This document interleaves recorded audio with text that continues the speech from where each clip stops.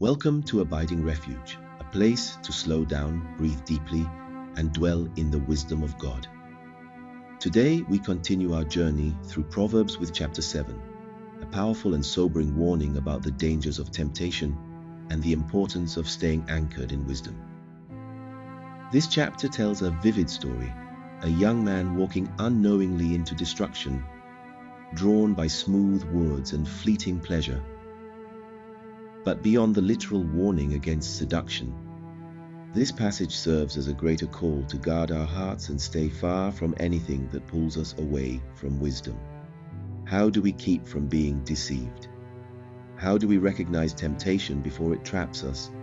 And how do we choose wisdom when the world constantly pulls us toward easy, enticing paths? Take a deep breath. Let's quiet our hearts before the Lord and reflect on Proverbs 7. The call to stay on wisdom's path. The call to treasure wisdom. My son, keep my words and treasure my commandments within you. Keep my commandments and live, and my teaching as the apple of your eye. Once again, Proverbs begins with an urgent plea to treasure wisdom. We don't stumble into wisdom by accident. We must intentionally store it within us. Where do you turn first when making decisions? Are you filling your heart with wisdom daily, or only reaching for it in moments of crisis? Solomon tells us to bind wisdom to our fingers and write it on our hearts. Imagine wisdom being so close that it becomes a part of who you are, so natural that it guides your steps without hesitation. Wisdom is not just knowing the right thing, it is living it out, embracing it and treasuring it as the source of life. Are you treasuring wisdom today? The subtle danger of temptation. For at the window of my house I looked out through my lattice, and I saw among the naive and discerned among the youths a young man lacking sense, passing through the street near her corner, and he walks along the way to her house. Solomon now tells a story, a warning wrapped in a scene he has observed, a young man wandering near temptation, unaware of the danger ahead. This is how temptation works. It does not suddenly appear. It begins with a series of small choices. Walking near places we shouldn't be, entertaining conversations we shouldn't have, allowing curiosity to pull us closer to compromise. At first, everything seems harmless. But before we realize it, we are walking straight into destruction. Temptation rarely looks dangerous at first. It is subtle, enticing, and disguised as something good. Where in your life are you walking too close to temptation? The allure of empty promises. With her many persuasions, she entices him. With her flattering lips, she seduces him. Suddenly he follows her as an ox goes to the slaughter, or as one walks in chains to the discipline of a fool. The story takes a turn. The young man is completely unaware of what is happening to him. He believes he is in control, but he is being led like an animal to its death. Temptation always promises more than it delivers. It whispers, "No one will know." It says, "This won't hurt you." It insists, "You deserve this." But sin always takes more than it gives. It leads people further than they ever meant to go.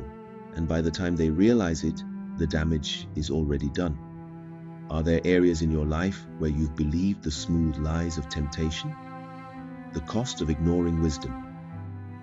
Now then, my sons, listen to me, and pay attention to the words of my mouth. Do not let your heart turn aside to her ways. Do not stray into her paths. For many are the victims she has brought to ruin, and numerous are all those slaughtered by her. Her house is the way to Sheol, descending to the chambers of death. This is a warning to all of us. No one is beyond temptation. No one is so strong, so wise, or so experienced that they cannot be deceived if they stop guarding their hearts. The way of temptation always leads downward. It may feel exciting at first, but the end result is always emptiness, regret, and destruction. But wisdom calls us to stay far from the path of temptation. We don't fight sin by seeing how close we can get. We fight it by staying as far away as possible. Staying rooted in wisdom. How do we keep ourselves from deception? 1. Treasure wisdom daily. Don't just reach for God's wisdom in moments of crisis. Store it in your heart so it is with you at all times. 2. Recognize temptation early. Ask, where am I walking too close to danger? The earlier we turn back, the easier it is to escape. 3. Know that sin always costs more than it promises. If something feels too easy, too secret, or too good to be true, it probably is. 4. Stay far from what leads to compromise. Don't stand near temptation, hoping you'll resist. Choose wisdom by walking the other way. A moment of reflection. Take a deep breath. Let wisdom settle in your heart. Are there small compromises you've been making that could lead to trouble? Are you allowing yourself to walk near temptation, thinking you won't fall?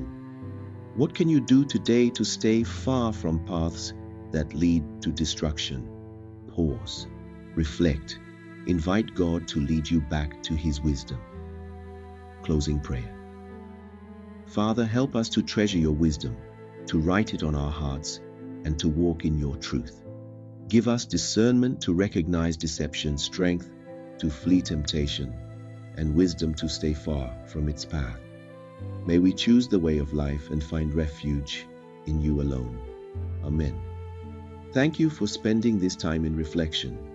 If this message brought you peace, subscribe and join us again at Abiding Refuge. May wisdom be your anchor, and may you always find rest in God's presence.